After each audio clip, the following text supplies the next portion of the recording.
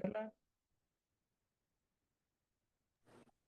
¿Qué tal, Dani? Buenas noches a todos. Espero que todos se encuentren muy bien y como decía Dani, un espacio para todos.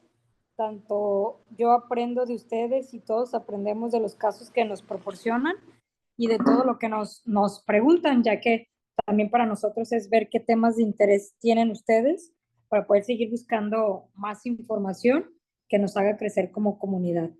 El día de hoy, como decía Dani, vamos a ver dos temas muy importantes e interesantes, dándole paso y oportunidad a poder aportarle un poquito a estos padecimientos con lo que es el encuentro con la nueva nanotecnología y poder aportarle algo de nutrientes a nuestro cuerpo a partir de precisamente estas sustancias que tienen una absorción y una asimilación de hasta 300 veces más.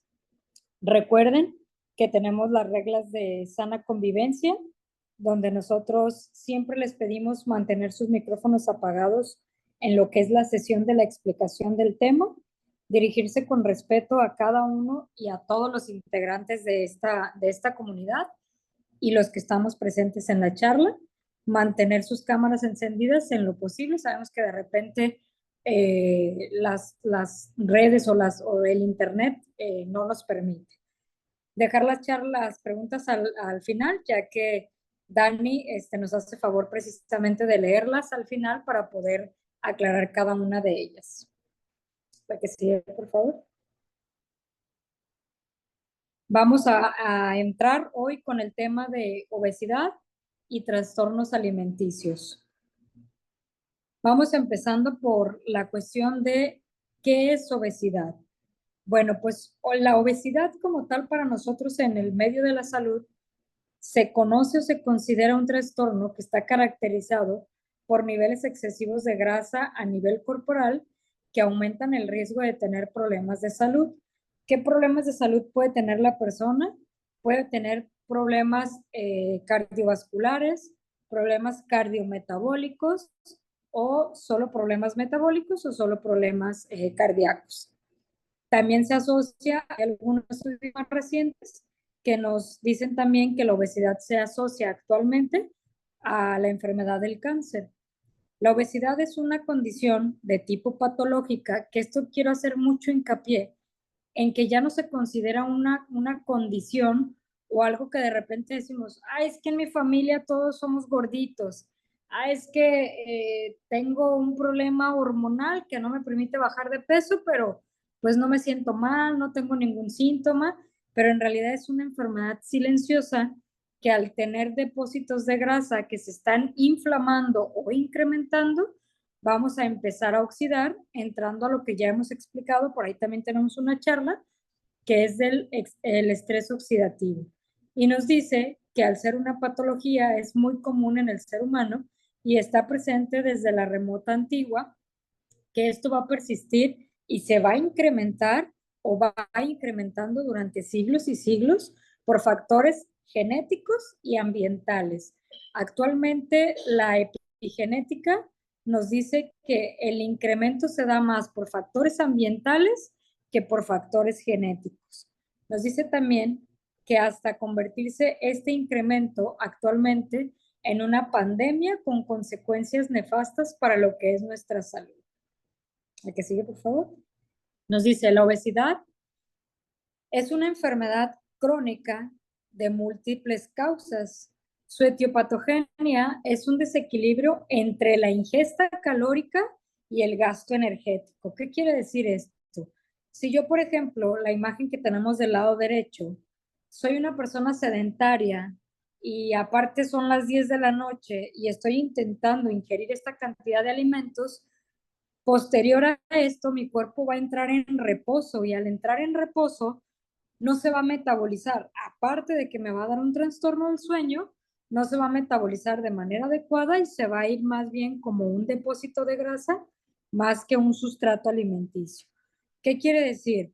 Si yo soy una persona sedentaria, tengo que cuidar muy bien la cantidad de alimentos y la calidad, porque no solo es la cantidad, sino la calidad de alimentos que le voy a dar a mi cuerpo. Estos factores también pueden ser de tipo social, de tipo psiquiátrico, de tipo psicológico y van a influir mucho en los patrones de ingesta, sobre todo los patrones alterados. Uno de estos factores o uno de estos patrones son los trastornos de la alimentación, que ahorita vamos a ver la clasificación de la actualización reciente del DSM-5. Y nos dice que los trastornos de la alimentación más frecuentes son los asociados a la obesidad, donde normalmente no hay una especificación o no son específicos, como el trastorno por atracones, el síndrome del comedor nocturno y la bulimia nerviosa. El que sigue, por favor. Entre los varios factores que nosotros vamos a tener o que van a determinar el aumento de la ingesta, hay mecanismos que abarcan desde la forma de vida que tiene el paciente, los aspectos sociales, los aspectos culturales, los aspectos educacionales, los personales y hasta el manejo del apetito y la sensación de hambre y saciedad. ¿A qué van estos factores? Bueno, por ejemplo, muchas de las personas no alcanzan a comprender, porque esto está en el inconsciente, que muchos de los trastornos alimenticios los tiene a partir de las emociones que está compensando. Por ejemplo, hay personas que cuando están tristes recuerdan mucho que la abuelita les preparaba un chocolate con el panecito y con eso los chiqueaban. Entonces, como se sienten bastante tristes, lo que hacen es buscar el panecito con el chocolate o con el vaso de leche o con ese tipo de cosas. O hay personas que cuando están muy estresadas tienen una ingesta calórica, sobre todo de aquellos carbohidratos simples que están fritos. Entonces, todo eso va a incrementar el riesgo de empezar a presentar la obesidad. También entender la susceptibilidad que lleva a algunas personas a subir de peso necesita el estudio de los factores fisiológicos, sociales, cognitivos, que estos nos van a permitir la modulación precisamente de los receptores o de las señales que tiene el cerebro para poder incrementar o poder detener los procesos metabólicos. De acuerdo con la primera ley de la termodinámica, la obesidad es el resultado del equilibrio entre el consumo y el aporte de energía. La energía que el organismo utiliza proviene de tres fuentes y que la mayoría de nosotros las conocemos: carbohidratos, proteínas y grasas.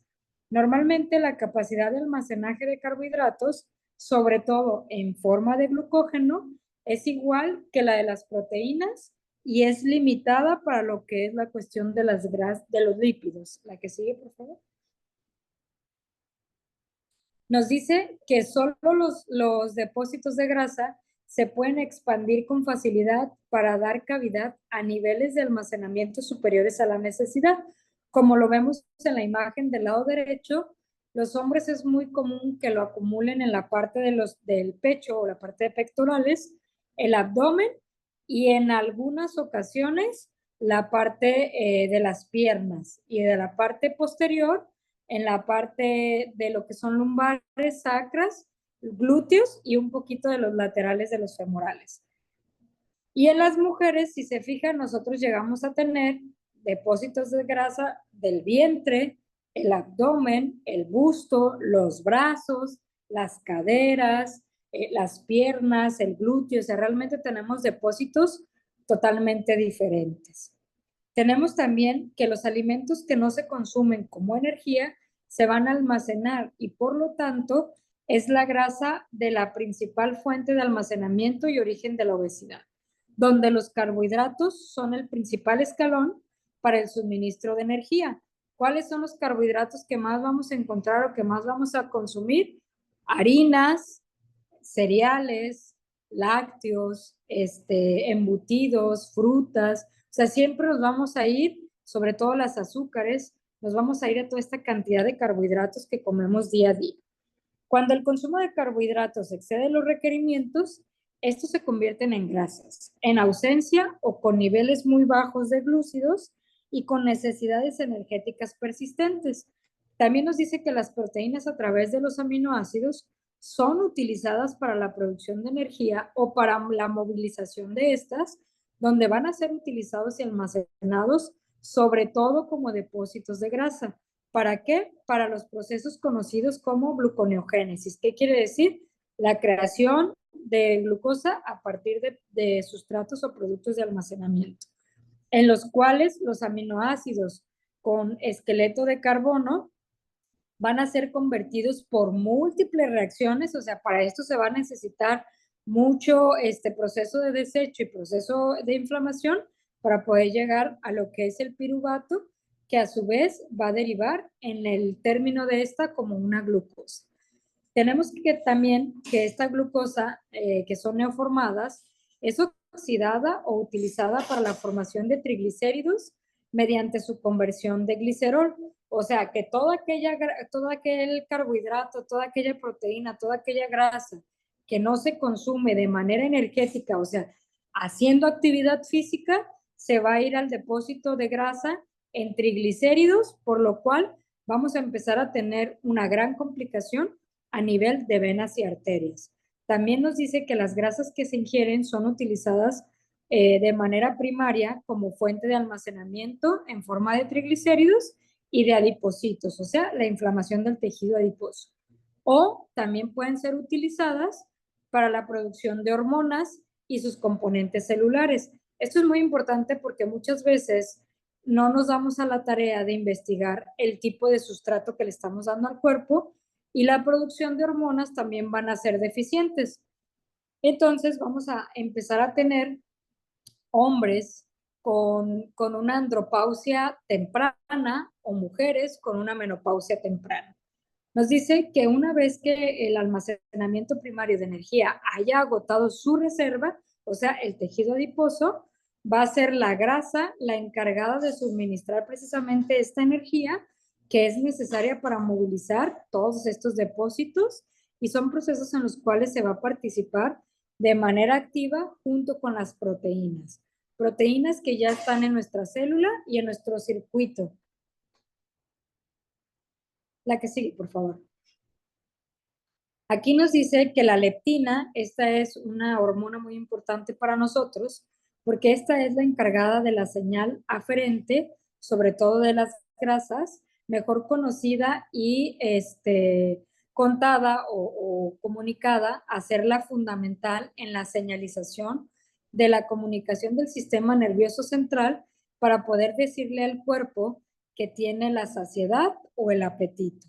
Normalmente, si nosotros tenemos un nivel bajo de leptina, vamos a estar produciendo esta ansiedad por comer.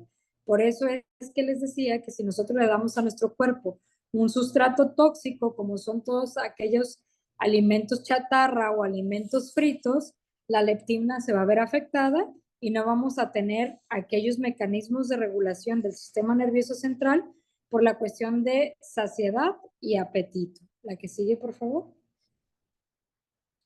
Tenemos también que esta citocina es producida fundamentalmente por el tejido adiposo, pero también es menor medida por la placenta y el estómago. Va a verse disminuida la ingesta de alimentos e incrementa en el gasto energético y este péptido ejerce su efecto a través de unos receptores que son de la leptina y están ubicados en las neuronas, sobre todo del núcleo infundibular y en la parte del hipotálamo.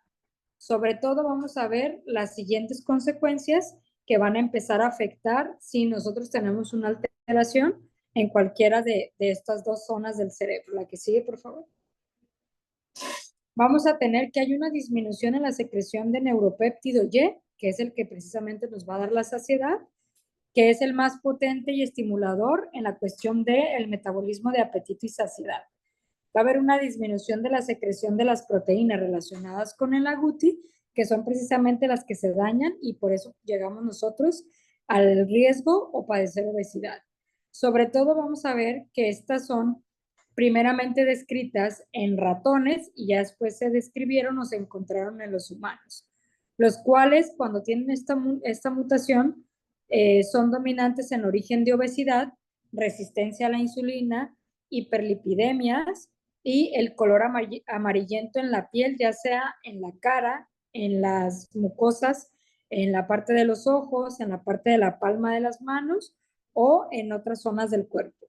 Y esto es posteriormente caracterizado sobre todo en la parte del hipotálamo en nosotros los humanos y es una proteína que está antagonizada sobre todo por varios receptores como son los melanocorticoides o la melanocortina de tipo 1 y tipo 4 que son los que van a regular precisamente el proceso del apetito.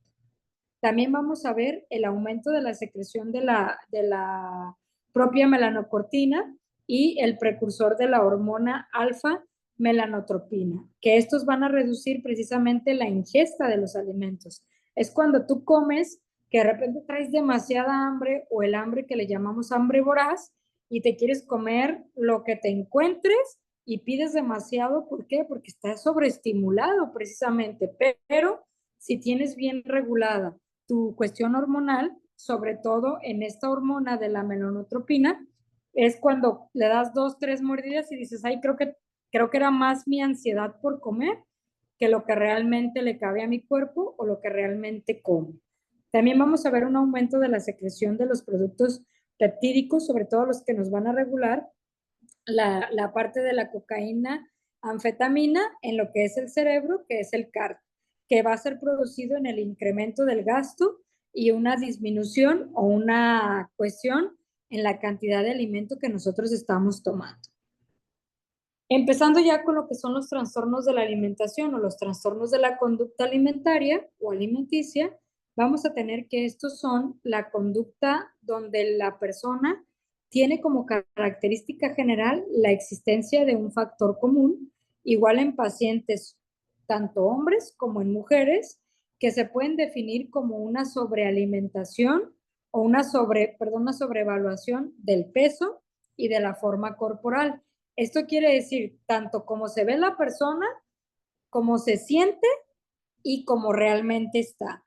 Esto va a tener una alteración en la percepción que tiene el individuo de su desempeño en la sociedad y esto se basa en forma muy importante o casi exclusivamente o en todos los pacientes donde se va a ver relacionado con el peso y la forma de su cuerpo como la habilidad de controlar estas dos variables, o sea, la forma y el peso. Vamos a tener también que existe una alteración o una conducta anómala que es de tipo persistente, sobre todo en la forma de alimentarse y en el manejo del control del peso, que estos van a verse modificados e impacta la salud física y el funcionamiento psicológico y social, sobre todo en los trastornos de la alimentación que tienen su origen en la esfera psiquiátrica. Y los criterios usados para diagnosticar y clasificar estas están establecidos precisamente en el DSM-4 y van a corresponder a los siguientes: anorexia nerviosa, bulimia nerviosa, trastornos de la alimentación no específicos, como lo vamos a ver ahorita, que son los atrancones y el comedor compulsivo nocturno. La que sigue, por favor. Hablando específicamente de la anorexia nerviosa, ¿qué es y cómo la vamos a identificar? Bueno, pues la anorexia nerviosa tiene una prevalencia generalmente menor en estos trastornos y va del 1 al 3%, con una alta morbilidad y mortalidad debido a sus complicaciones psiquiátricas, metabólicas y cardiovasculares, sobre todo a nivel de sistema endocrino e inmunológico, donde vamos a ver que se inicia generalmente en la adolescencia y va a afectar mayoritariamente a mujeres. Hay factores genéticos y de personalidad, donde vamos a ver que hay una tendencia a la perfección, a la autoevaluación negativa y a los rasgos de tipo obsesivo compulsivo, que se han relacionado sobre todo al desarrollo de la anorexia. Tenemos también que el objetivo del paciente es bajar de peso con una restricción severa e incluso en algunos es hasta drástica porque a veces no quieren ni tomar agua porque el trastorno que traen a nivel psicológico lo toman como que hasta el agua los puede engordar. También va a ser selectiva y va a ser exclusiva de ciertos alimentos en el caso de que llegue a tener alguna ingesta de alimentos, excluyendo todos aquellos que la persona percibe como una ingesta calórica elevada o que alguna vez escuchó o cree o leyó o puede pensar que la van a engordar. También llegando a ingestas extremadamente reducidas, sobre todo por la parte del el intenso interés de bajar de peso y la irracionalidad del miedo a tener que subir. Este desorden, si bien generalmente comienza con una restricción calórica, sobre todo con el transcurso del tiempo, esto va a comenzar a presentarse también con atrancones. ¿Y esto qué nos va a dar? Una tendencia purgativa hasta en un 50% de los casos. ¿Por qué? De repente no comen nada, pero absolutamente nada, pero de repente dicen, ya bajé 3 kilos, ya puedo comer. Entonces se dan un atrancón, van y se pesan y si subieron aunque sea 50 gramos, 100 gramos, van a volver a entrar a esta restricción calórica. También nos dice que la enfermedad se desarrolla en forma crónica con remisión y recaídas y tiene una mortalidad de hasta un 5 o un 10%, que es mayor que la de una población de la misma edad para otros trastornos de tipo psiquiátrico. La que sigue, por favor. Hablando de la bulimia nerviosa, es un trastorno de la alimentación cuyo significado es hambre de buey, donde es un hambre fuera de lo normal, tan grande que habla de un sujeto que podría comerse hasta un buey completo en un solo bocado. Y también nos habla que esta parte hace referencia a los atracones de comida que lo van a caracterizar.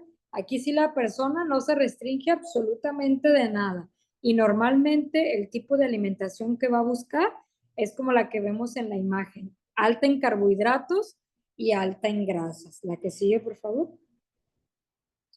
Tenemos que estos atrancones van a ser acompañados de conductas de búsquedas de compensación o se van a contrarrestar a la ingesta de manera desmedida de la cuestión de la comida, con el objetivo de no subir de peso. Las acciones compensatorias que van a utilizar estas personas o estos pacientes van a ser de tipo purgativas, como la parte de inducirse el vómito, el uso de laxantes, el uso de edemas o de diuréticos o el uso excesivo de actividad física.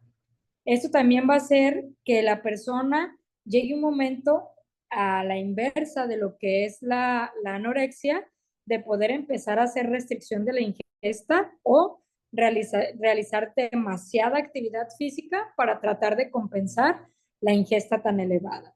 Esto va a constituir a la gran diferencia con el trastorno o síndrome de atracones, que no va a presentar el paciente ninguna conducta compensatoria, simplemente se va a trancar y se va a trancar. La que sigue, por favor.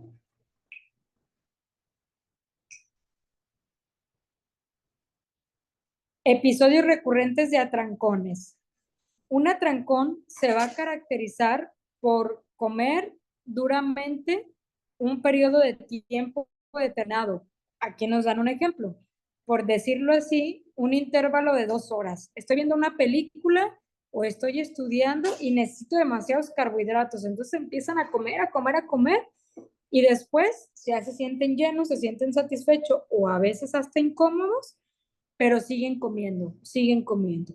También nos habla que se va a ver caracterizado por una cantidad de comida que va a ser o la vamos a considerar definitivamente más abundante de lo que cualquier persona podría comer en un periodo similar y en las mismas circunstancias. ¿Qué quiere decir? Que prácticamente el paciente no mastica, traga absolutamente, se pasa los bocados completos sin estarlos masticando.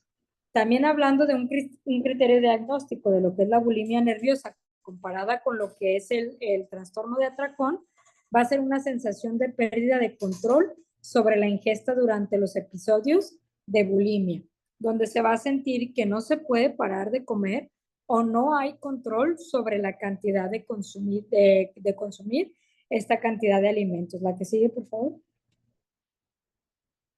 Vamos a tener también que la conducta compensatoria va a ser de tipo inadecuada, va a ser recurrente para evitar aumento de peso, como inducción de vómito, uso de laxantes, enemas, diuréticos y algunos medicamentos, entre otros pueden utilizar el ayuno o el ejercicio excesivo. Aquí me gustaría hacer una pausa con la parte de los medicamentos. ¿Por qué?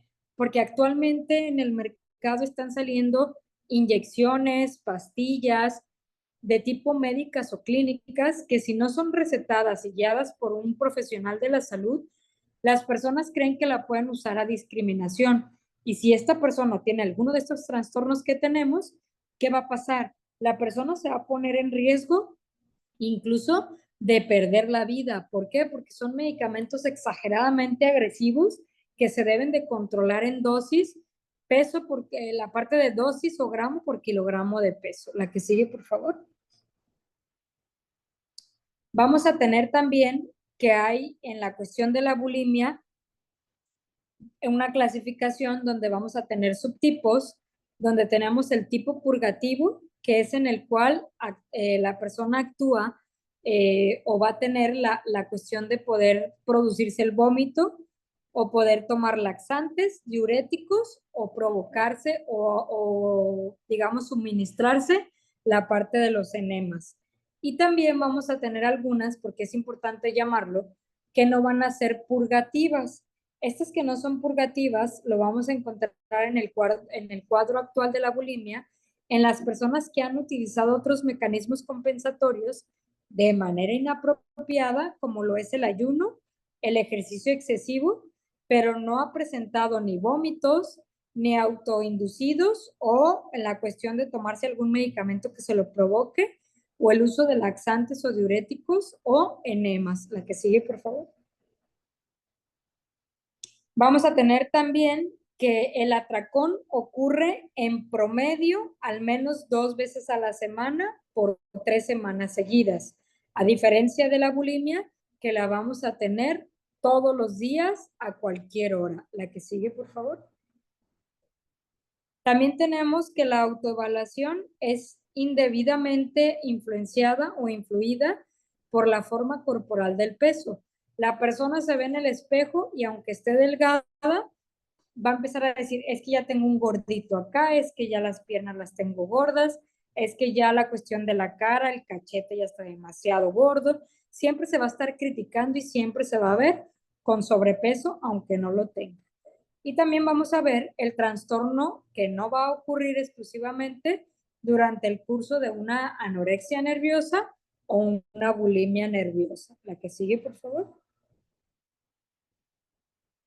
Hablando del trastorno alimenticio no especificado, tenemos los trastornos de la alimentación, que son aquellos que predominan en el paciente con sobrepeso u obesidad, aunque es importante tener en cuenta que también se puede presentar en sujetos de peso normal, no solo en aquellos que tienen sobrepeso u obesidad.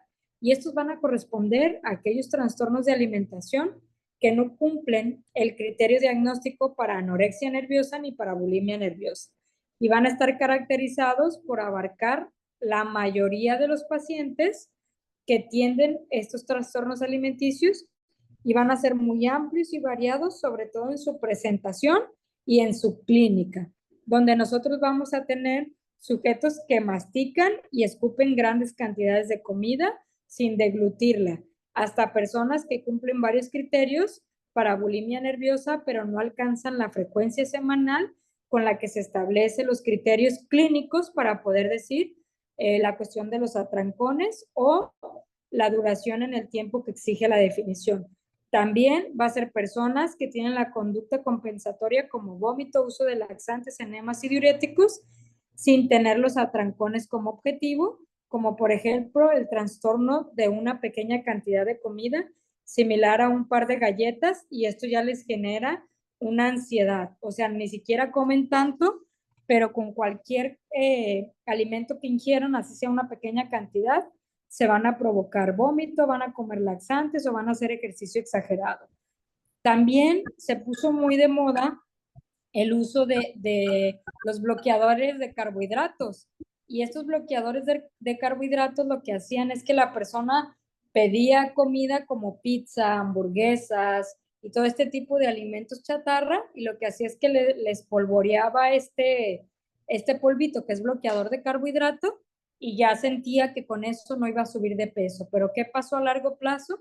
Empezamos a tener disbiosis intestinal y perforaciones intestinales. Entonces, cualquiera de estas conductas donde el paciente crea que puede no tener una alimentación balanceada, hacer ejercicio de manera balanceada y adecuada para su cuerpo o que tenga alguna alteración de la percepción, va a entrar dentro de estos trastornos. Y nos dice, el hecho de que sean presentaciones que se han llamado parciales o síndromes parciales, es decir, que presentan algunos, pero no todas las características que van a determinar el criterio diagnóstico. Esto no disminuye la trascendencia con el trastorno alimenticio, ya que también ponen en riesgo la vida del paciente y puede llegar el paciente incluso a caer a un hospital con una enfermedad crónica grave e incluso estados de desnutrición severa. La que sigue, por favor. Donde vamos a tener también que se puede entender un atracón como la ingesta de un gran volumen de comida en un determinado periodo de tiempo, acompañado de sensaciones de pérdida de control, y el atrancón, por lo tanto, tiene dos componentes que van a ser fundamentales: gran cantidad de ingesta de alimentos y la percepción de no poderse controlar o no poder decir basta, ya comí suficiente, estoy satisfecho. La que sigue, por favor. Tenemos que también los atrancones pueden presentarse en varios trastornos de la alimentación, como es la bulimia nerviosa, la anorexia nerviosa, los trastornos atípicos y el trastorno o síndrome por atracones, que estos en los pacientes, sobre todo los obesos, se puede observar la existencia de atracones aislados, como también de atracones como parte de este síndrome, que tiene la parte de especificar un número de episodios por semana. La que sigue, por favor. Tenemos también que los criterios diagnósticos para atracones van a ser episodios recurrentes de atrancones, donde va a ser un atrancón de características como comer durante un periodo de tiempo determinado, por ejemplo, lo que decíamos, intervalos de 2 horas, una cantidad de comida que es considerable o definitivamente más abundante de lo que cualquier persona comería en un periodo similar o en una circunstancia similar. Otra de sus características va a ser una sensación de pérdida de control sobre la ingesta durante los episodios. Quiere decir sentir que no se puede parar de comer o que no hay control sobre la cantidad que está consumiendo. La que sigue, por favor. Los episodios de atrancones se van a asociar a 3 o más de las siguientes características: comer mucho más rápido de lo normal, comer hasta sentirse desagradablemente satisfecho, o sea, hasta tener hasta dolor, incluso de tipo abdominal, comer porciones muy grandes sin sentir sensación física de hambre o saciedad, porque hay personas que comen y comen y comen y comen y dicen, por más que como, no me lleno, no puedo tener esta satisfacción.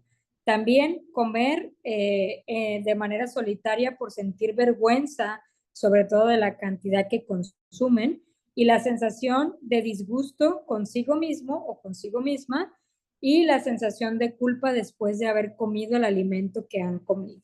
La que sigue. Marcada incomodidad por los atrancones. El atrancón ocurre en un periodo al menos de 2 días a la semana por 6 meses, y el atrancón no se asocia en forma regular a conductas de tipo compensatoria, por ejemplo, purgas, ayuno, ejercicio excesivo, y tampoco va a ocurrir exclusivamente durante el curso de una anorexia nerviosa. Tenemos también que la validación, sobre todo del atrancón, por la cuestión de los trastornos alimenticios, va a basar su relación en la influencia sobre una normal función laboral y social. O sea, ya le va a empezar a costar o va a empezar a interferir en sus actividades diarias. Excesiva preocupación sobre la imagen corporal y el peso, asociación a psicopatologías o trastornos psicológicos o psiquiátricos, significativo empleo de tiempo de la vida adulta haciendo dietas, ¿sí? Son esas personas que viven de por vida en dieta, pero rompen la dieta y les entra la culpa y comen más y al rato vuelven a estar en dieta y así sucesivamente. Nunca pueden tener un objetivo, llegar a él y de ahí formar un estilo de vida, no vivir sobre la dieta. También una historia de depresión, abuso de alcohol, de drogas, tratamientos por aspectos emocionales o cuestiones de estética para cirugías o algún cambio o medicamento para la pérdida de peso. La que sigue, por favor. Tenemos también el trastorno del comedor nocturno, que fue descrito por Albert J. o Jr., que fue en 1955. Entonces, si ustedes ven la fecha, no es un trastorno reciente, no es un trastorno que nos dé ahora por los niveles de estrés que manejamos, sino que desde 1955 fue descrito y es una cuestión donde se presenta un patrón de ingesta, sobre todo de promedio vespertino nocturno, que altera el ciclo normal del sueño. Su cuadro va a ser caracterizado por la cuestión de un paciente que ingiere una importante cantidad de calorías, sobre todo del día después de la última comida, como la parte del despertarse durante la noche, el insomnio y la anorexia de tipo matinal. O sea, quiere decir que la persona, como comió demasiado, de repente en la mañana ya no quiere comer porque le entra la culpa y le entra esta ansiedad porque comió demasiado. Nos dice, no hay episodios de atrancones, solo comió por la noche y quizás a altas horas de la noche.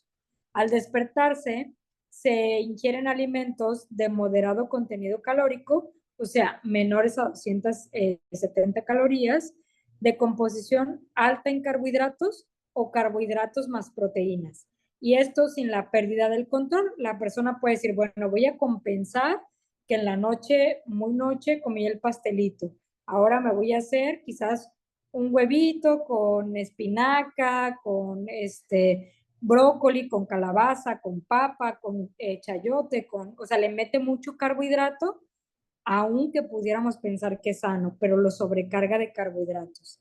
Y nos dice, estos episodios representan un retraso del ritmo habitual, sobre todo de la ingesta de un rango de 2 a 6 horas. El que esto va a verse interrumpido en el ritmo del sueño y esto va a ser de tipo conservador, donde va a haber un importante estado de, digamos, recuperación o de la alteración de lo que es el ciclo circadiano. La que sigue, por favor. Los criterios usados actualmente para identificar a un comedor nocturno van a ser los siguientes. Un consumo de hasta un 50% de las calorías totales que le corresponden en el día en forma posterior a la última comida, o sea, hace de manera nocturna.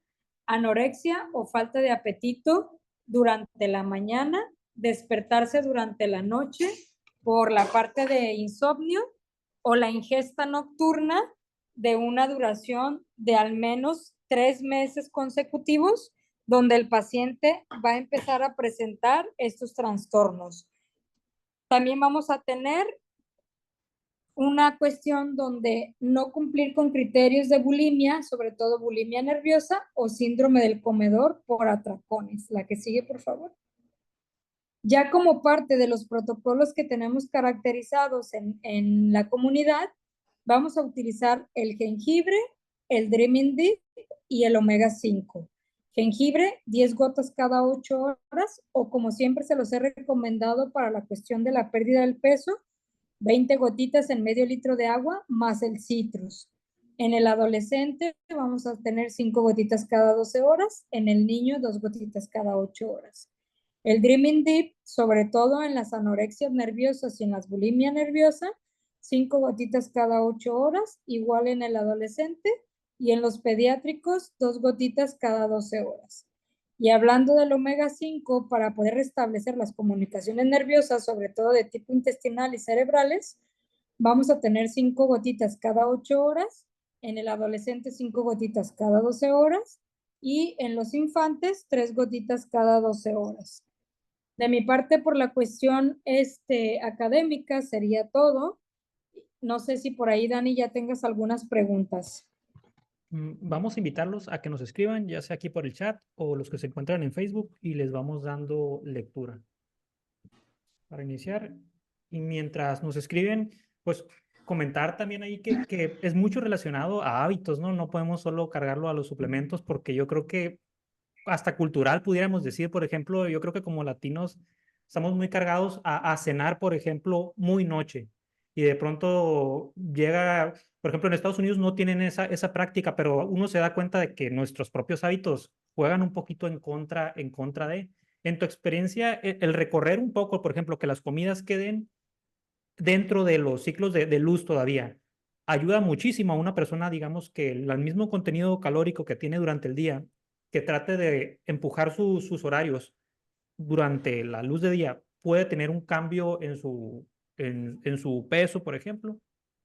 Impresionantemente, Dani, acuérdate que cuando por ahí hablamos un poquito de los ciclos circadianos, en la charla del Dream and Deep y el sueño, les explicaba precisamente esa parte de que los órganos se regeneran durante la noche. La mayoría de nuestros órganos se van a ir regenerando durante la noche y cuando tú ingieres, como ya lo dijiste, somos muy dados a estar empezando a cenar a las 10 de la noche, a las 11 de la noche, a las 12 de la noche.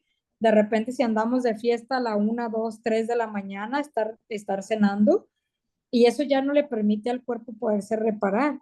Que de hecho en los trastornos que hablamos ahorita, Dani, como tú mencionaste, que sí, quizás los americanos tienen la cultura de cenar como a las 7, pero si te fijas, ellos entran como la parte del trastorno del comedor compulsivo nocturno, porque en la mañana por lo general es que un café con un pan y luego se echan un lunch como a las 12 del mediodía y es medio ligerito, pero ya a las 5 o 6 de la tarde que la mayoría terminó su jornada, ahí sí es donde le meten la mayor cantidad de carbohidratos. Entonces también el hecho de voltear los ciclos en cuestión de consumo también nos va a alterar.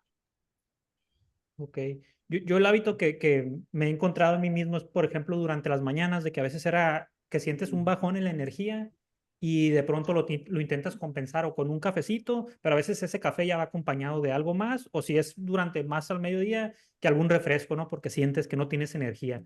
¿Hay alguno de los suplementos que nos pueda recomendar para esos casos de si como y soy consciente que estoy comiendo porque siento que tengo ese bajón energético y voy por azúcares o dulces o algo así?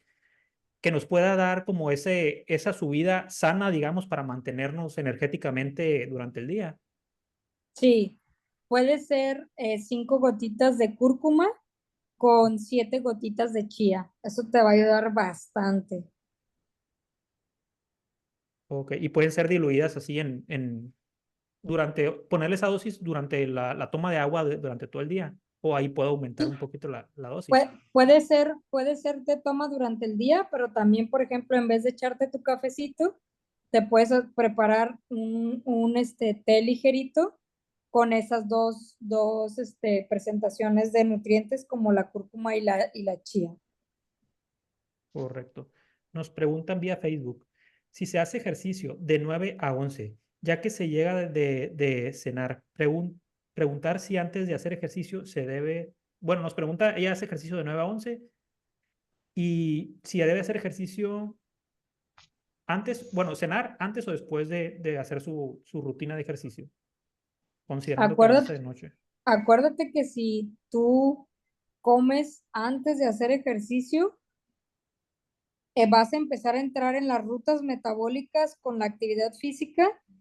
Lo que van a hacer es que tu intestino se paralice porque vas a necesitar el oxígeno para los músculos, para moverlos.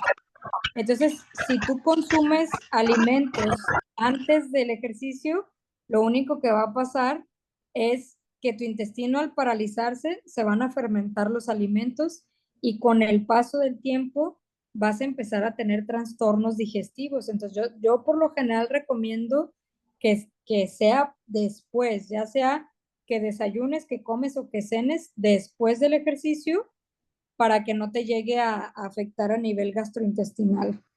Que tenga esa ventana después de inmediato al ejercicio donde ya tenga las proteínas para recuperar, ¿no? Así La es, carga.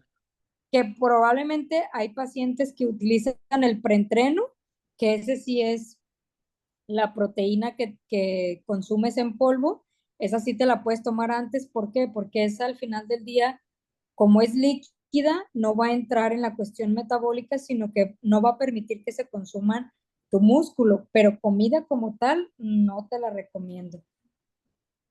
Correcto. Nos preguntan, para un niño de 2 años de edad, con salpullido intenso, con ronchas, se le están dando baños de agua con agua hidrogenada. ¿Se le puede sugerir cúrcuma líquida en 1 litro de agua hervida?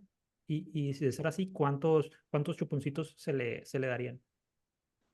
Sí se puede, aunque sería importante identificar la causa de su padecimiento, pero le puedes poner un goterito completo de cúrcuma al litro de agua y de ahí le vas a dar 5 mililitros cada 2 horas para ver si eso nos logra desinflamar, aunque sí es importante identificar la causa de su rash o de sus ampollitas que le salen.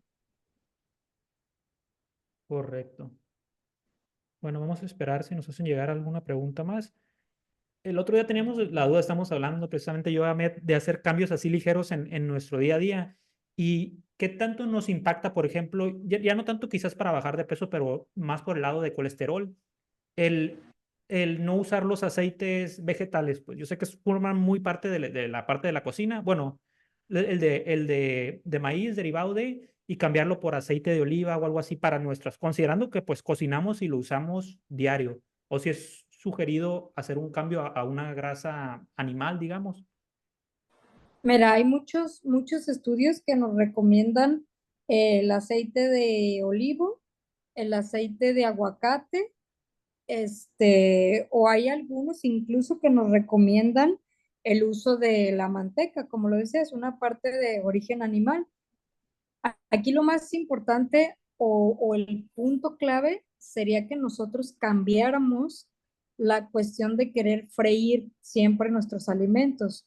Acuérdate que ahorita ya hay muchas cuestiones de utensilios de cocina que ya no necesitas utilizar el aceite, solo necesitas el calor, porque al final del día el aceite cuando tú lo metes a calor cambia su composición. Entonces, al final del día el que utilices por largo periodo se va a volver tóxico. La idea es más bien como tratar de cambiar la cuestión de las sartenes, las ollas y todo eso para que tengas el menor consumo de grasas, que realmente se recomienda que la grasa como el aceite de oliva, el aceite de aguacate, el aceite de uva, lo utilices más como aderezo de las ensaladas, más que meterlo o someterlo al calor. Correcto, sí, muy bien ese dato para considerar esos pequeños hábitos que pues nos impactan a diario porque vamos a la cocina y ahí nos topamos con ello. Nos, Así. nos preguntan, es un tema diferente, pero le leemos igual la lectura aquí. Dice que es para una señora mayor de 70 años que presenta cirrosis avanzada. ¿Qué le pudiéramos recomendar? Mira, ahí sí no me atrevería ahorita de manera simple a darte una recomendación, porque acuérdate que un paciente con cirrosis tiene más complicaciones. Llegan a tener ascitis, llegan a tener colangitis, llegan a tener ciertas cuestiones que son muy delicadas, que para nosotros como empresa y como comunidad sería más importante conocer todo el caso, porque acuérdate, aunque son complementos alimenticios y nutricionales, van a provocar una reacción metabólica en tu cuerpo. Entonces, siempre en una patología de este tipo, para nosotros es más importante conocer todo el caso con el formato que ya tiene Dani por ahí, porque al final de cuentas estamos interesados y nos preocupa la salud de cada persona que consume nuestro producto. Entonces, no me atrevería a darte una recomendación así, solo con estas características que nos mandaste. Ok, no, entonces le hacemos llegar el formato, en este caso a Carmen, para que nos pudiera complementar y ya entendernos más el diagnóstico completo, pues ya podértelo hacer llegar y tener entonces una sugerencia para ello. Claro que sí, con mucho gusto. Bueno, no sé si tengan una duda más por aquí. Estoy checando también en Facebook y no nos han comentado más. De ser así, pues daríamos terminada la sesión. Agradecerte mucho, Susana, como siempre. Al contrario, Muchísimas gracias por tu disposición. A todos los que estuvieron presentes y nos hicieron llegar sus preguntas también. Esperamos verlos pronto en la siguiente sesión. La siguiente ya va a ser de preguntas y respuestas, me parece. Entonces, también para que durante la semana puedan hacernos llegar bueno, nos pregunta Karina si tendrán el formato para llenar. Sí lo tenemos, Karina, te lo pudiéramos enviar por WhatsApp, si te parece, si estás en el grupo ahí de los socios. tenemos una liga en el Drive donde ya está en línea. Entonces ahí automático no necesitas descargarlo. Si tú lo quieres descargar, lo descargas y lo llenas en Word. Ya vienen ahí los formatos, los espacios para llenarlo. Y una vez que lo tengas, nos lo envías directamente a cualquiera de nosotros por el WhatsApp o a la línea de soporte y nosotros ya lo vamos a remitir con Susana. Y a ese formato, pues le damos seguimiento y lo importante es que nos queda por escrito para cuando alguien llegue a consultar algo similar, ya tenemos la condición también del paciente, le vamos a quitar los datos, obviamente, para que se mantenga esa confidencialidad, pero pues podamos tenerlo como un archivo de consulta que en esas condiciones se sugirió esas dosificaciones de los productos. Entonces te lo hacemos llegar por... dice, esta línea está ahí. Bueno, es que no le entendí un poco ahí a su lectura, pero lo tenemos en línea, o sea, lo tenemos en el Drive. Te lo podemos pasar por WhatsApp, si te parece. Porque ahorita no lo tengo a la mano, no te lo podría enviar, pues te lo podemos enviar por correo, si te parece. Nos lo escribes por aquí y te lo enviamos. Nos puedes escribir el correo y yo me hago responsable para enviártelo y que lo puedas descargar y lo llenes. Bueno, si no hay más preguntas, yo creo que daríamos por terminada la sesión del día de hoy. Vamos a agradecerles, estamos en esta parte. Gracias a todos por sus preguntas. Nos vamos a ver en la siguiente sesión. Vamos a tener una charla de capacitación el martes, por si gustan estar ahí presentes, y el jueves, respectivamente, pues ya tendremos nuevamente la charla de salud. Gracias, Susana, por tu tiempo. Aquí ya Karin nos hizo llegar el correo, muy bien. Ahí se va a quedar guardado y te lo vamos a enviar. Gracias a todos los que estuvieron presentes, esperamos verlos pronto. Ahí vamos a estar compartiendo información y videos, material para que puedan hacer uso de ello en el WhatsApp. Los invitamos a que se agreguen ahí para estar compartiendo más información al respecto. Yo creo que es todo de nuestra parte. Susana, muchísimas gracias, como siempre. Un saludo a todos, que pasen una excelente noche. Esperamos, con el favor de Dios, verlos próximamente en la siguiente sesión. Y de nuestra parte ha sido todo. Muchísimas gracias a todos. Gracias, que estén muy bien. Claro que sí, vamos a dar por terminada la sesión. Que descansen. Hasta luego.